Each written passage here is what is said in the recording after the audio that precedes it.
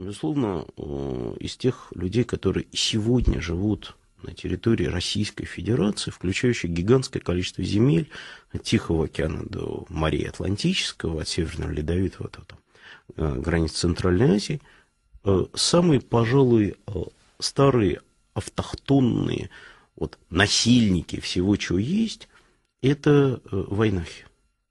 Не специально в качестве комплимента Евкурову или Кадырову, а потому что, действительно, исходя из того, что археологи нам говорят, вот в этом высокогорном уголке Кавказа они осели раньше всех.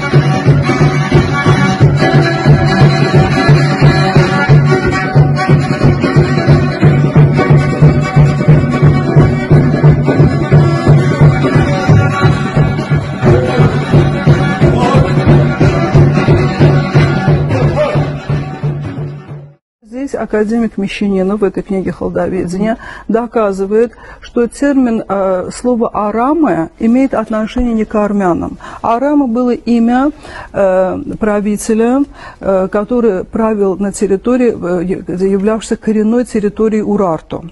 И хотя армяне сегодня выдвигают ложный тезис о том, что они якобы существовали на территории Кавказа в VI веке до нашей эры, тезисы академика Мещанинова это опровергают, потому что эта страна Арамы существовала задолго до VI века до нашей эры, и то есть само это слово существовало, оно было не присуще армянам, и они, это опять-таки доказывает, что они как пришельцы это присвоили. Поэтому даже сегодня есть два определения, две дефиниции, они и хая, они и армяне, потому что вот это слово армян присуще не им, потому что арман, это было имя правителя, который правил на территории Урарту, а затем эта территория была захвачена ассирийцами, и в летописях ассирийского царя Салманасара это указывается, то есть для этого существуют источники.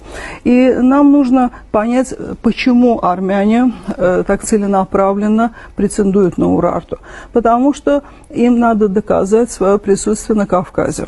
И это, свое древнее присутствие на Кавказе, абсолютно точно, то есть свою автохтонность они хотят там показать.